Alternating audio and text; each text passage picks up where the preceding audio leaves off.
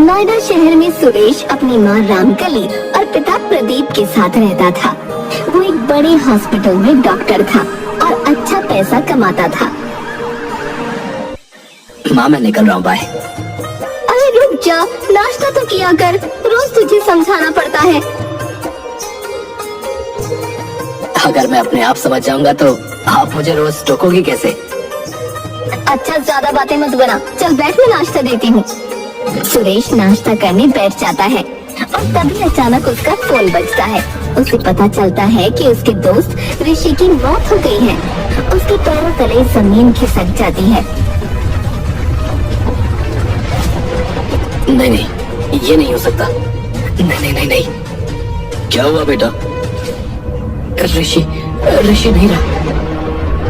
अरे ऐसा कैसे हो सकता है? मैं उसके घर जा रहा हूँ। हाँ बेटा जल्दी जा। सुरेश फौरन कार उठाता है और उसके घर पहुंचता है। इंस्पेक्टर साहब, आप यहाँ क्या कर रहे हैं? क्या हुआ है? हमें इसके पड़ोसी ने फोन करके बुलाया क्योंकि इसकी मौत बिल्कुल नेचुरल नहीं है। मर्डर या सुसाइड भी हो सकता है, इसलिए अब इसकी बॉडी पोस्टमार्टम के लिए जाएगी। Oh God, I can't believe it. अगले दिन सुरेश सुबह उठकर हॉस्पिटल जाता है, लेकिन उसके मन में सिर्फ ऋषि की मौत का ख्याल चल रहा था। उसे अचानक याद आता है कि आज पोस्टमार्टम रिपोर्ट आनी है। वो तुरंत पुलिस स्टेशन पहुंचता है। इंस्पेक्टर साहब, क्या ऋषि की पोस्टमार्टम रिपोर्ट आ गई? हाँ रिपोर्ट आ गई है। तो क्या पता चला? रिपोर्ट के मुताबिक ऋषि की मौत ड्रग ओवरडोज से हुई है। Drug overdose? ये कैसे हो सकता है? ऋषि ऐसा नहीं था। हमें भी यही लगा था, लेकिन रिपोर्ट साफ साफ दिखा रही है कि ऋषि पिछले काफी समय से ये ड्रग ले रहा था। हे भगवान, ये क्या हो गया? सुरेश के मन में हजारों सवाल उठने लगे। वो खुद को दोषी मानने लगा कि वो अपने दोस्त की परेशानी को नहीं समझ पाया। वो पुलिस स्टेशन से बाहर निकल गया और उसने तुरंत अपने पिता को फोन किया और सारी बातें बताईं। बेटा, जो हो गया उसे बदला नहीं जा सकता। तुम अपने आप को दोष मत दो। नहीं पापा, मुझे कुछ करना होगा। मैं इस ट्रक के बारे में और जानना चाहता हूँ। छोड़ना बेटा, क्या करेगा उसके बारे में जानकर? नहीं पापा, ये ड्रग्स बेचने वाले लोगों की जिंदगी खराब कर रहे। मुझे बहुत गुस्सा आ रहा है। सुरेश वापस पुलिस स्टेशन के अंदर जाता है और इंस्पेक्टर से उस ड्रग के बारे में पूछता है। इंस्पेक्टर बताता है, दरअसल ये ड्रग आजकल शहर में एक गिरोह के द्वारा बेची जा रही है। हम इस गिरोह की तलाश में, लेकिन अभी तक हमें कोई ठोस सबूत नहीं मिला है। तो आप लोग क्या कर रहे हैं? अगर आप लोग जल्दी कुछ नहीं करेंगे तो और लोग भी ऐसे ही मरते रहेंगे। देखिए, हम अपनी पूरी कोशिश कर रहे हैं समझे, लेकिन ये चीजें समय लेती हैं। आप इस मामले में दखल न दें और हमें अपना काम करने दें। लेकिन ये आपके काम का नतीजा है कि मेरे दोस्त की जान गई है। अगर आप लोग सतर्क होते तो ये गिरोह कब का पकड़ा जा चुका होता। डॉक्टर सुरेश, अगर आप यहाँ और रुकेंगे तो मैं आपको इस मामले में अरेस्ट भी कर सकता हूँ। जाइए और अपना काम कीजिए, हमें अपना काम करने दीजिए। सुरेश का गुस्सा और बढ़ जाता है। उसे लगता है कि पुलिस सही तरीके से अपना काम नहीं कर रही। वो वहाँ से निकल जाता है, लेकिन उसके मन में अब एक ही ख्याल था, इस ड्रग गिरोह को पकड़वाने का। सुरेश पुलिस स्टेशन से गुस्से में निकलकर अपने घर की ओर चल पड़ता है। रास्ते में उसे अचानक भूख लगती है और उसे एक एग ऑमलेट वाले की दुकान नजर आती है। चलो थोड़ा कुछ खा लेता हूँ, शायद इससे मेरा दिमाग शांत हो जाए। वो एग ऑमलेट वाले के पास जाता है और एक ऑमलेट का ऑर्डर देता है। भैया एक एग ऑमलेट बना दो। कितने का है? 15 रुपए का। अभी आपको एकदम ताजा और गरम ऑमलेट बना कर देता हूँ। भैया आपका ऑमलेट तो बाकियों से काफी सस्ता है, कैसे चला लेते हो दुकान? इसमें तो कोई खास कमाई नहीं होती होगी। अरे साहब, जैसे तैसे चला लेते हैं, आप चिंता ना करें, बस खाइए। सुरेश को एग ऑमलेट वाले पर शक होने लगता है। जब उसे मौका मिलता है तो वो धीरे से ऑमलेट वाले के किचन में झांकने की कोशिश करता है। देखता हूँ क्या चल रहा है यहाँ पर। कहीं ये कोई मिलावट तो नहीं कर रहा है जो इतना सस्ता बेच रहा है। सुरेश जैसे ही किचन में कदम रखता है उसके होश उड़ जाते हैं। वहाँ उसे ड्रग्स के पैकेट्स दिखाई देते हैं। ये क्या हो रहा है यहाँ? सुरेश की आंखें बड़ी हो जाती हैं। अब वो समझ चुका था कि ये एग ऑमलेट बेचने की दुकान सिर्फ एक बहाना है। असल में ये एक ड्रग डीलर है। ये तो वही ड्रग है जिसकी वजह से ऋषि की मौत हुई थी। मुझे पुलिस को तुरंत बुलाना होगा।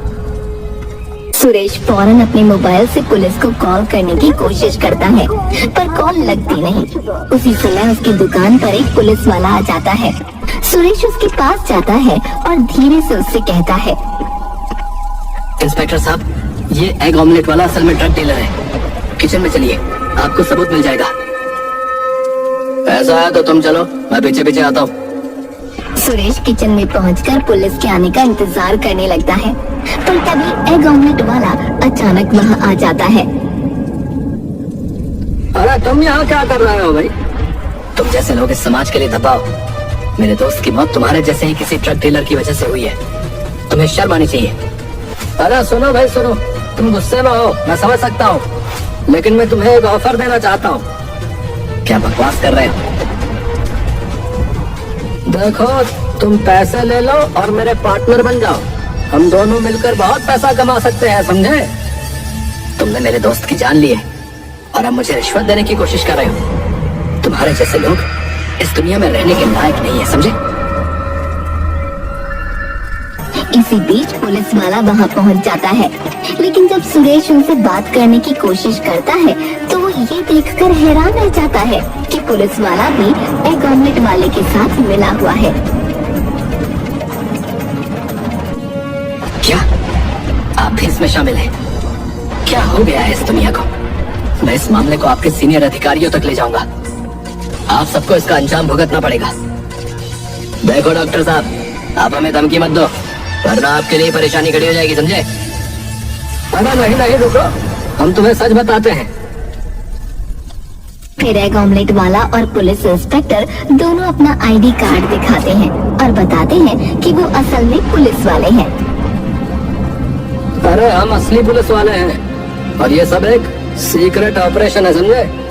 मेरा नाम रोहन है और ये करण है। हम असली ड्रग डीलरों और उनके बॉस को पकड़ने के लिए अंडर कवर काम कर रहे हैं, समझे?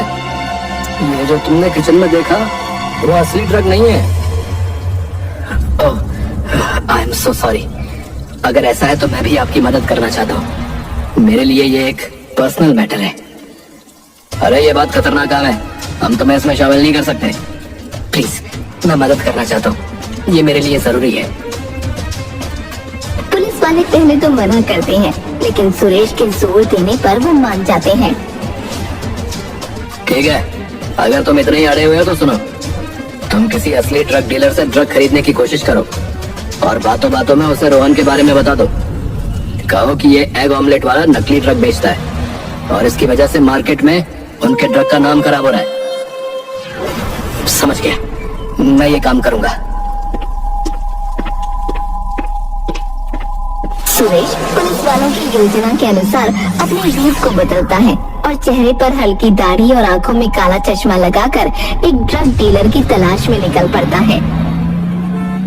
चलो सुरेश, अब ये तेरी असली परीक्षा है। तुझे ये काम किसी भी कीमत पर करना ही होगा। शहर की अंधेरी गलियों और कोनों में सुरेश कई बार नकली पहचान के साथ पहुंचता, लेकिन उसे कोई बड़ा ड्रग डीलर नहीं मिलता।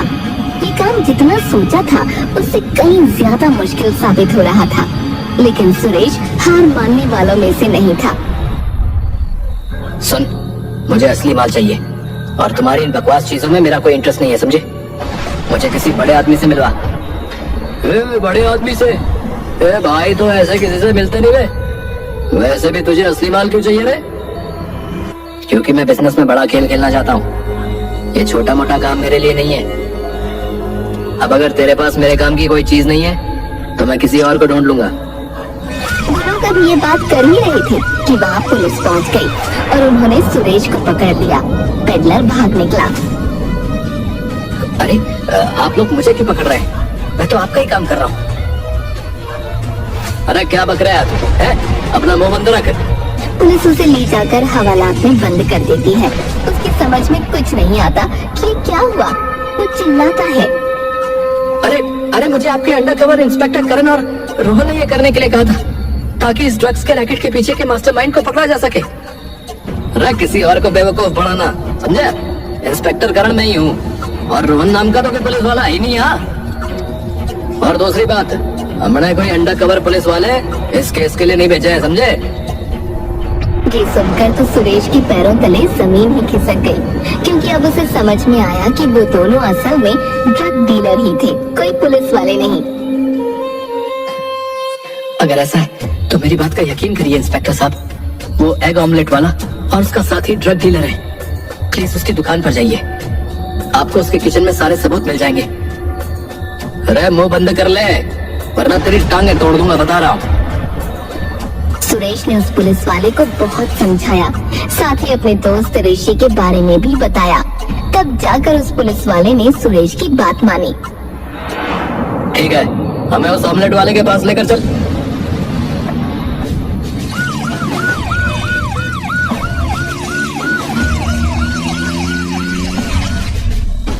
सुरेश पुलिस के साथ उस ऑमलेट वाले के पास पहुंचता है।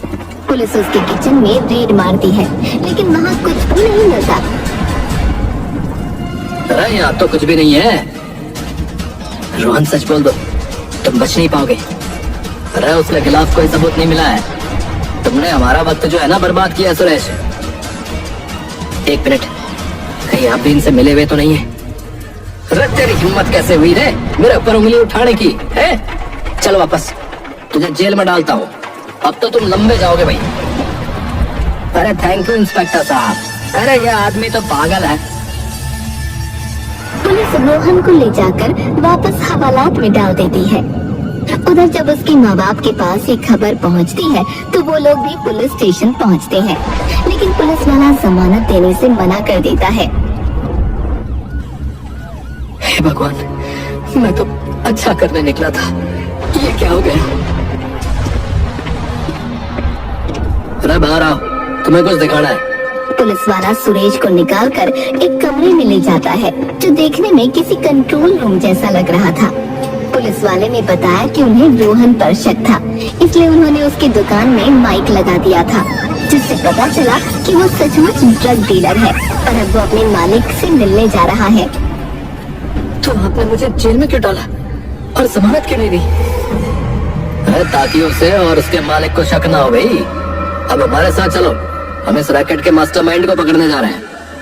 वो लोग रोहन का पीछा करते हैं। रोहन एक गोडाउन में पहुंचता है। पुलिस धावा बोलकर उन लोगों को पकड़ लेती है और मास्टरमाइंड के रूप में सामने आता है सुरेश का बाप प्रदीप। पापा, आप तुम लोग यहाँ? हाँ भाई, हम लोग यहाँ। अरे आपने तो पुलिस को बेवकूफ समझ रखा है ना, अब आपका खेल खत्म हो लिया।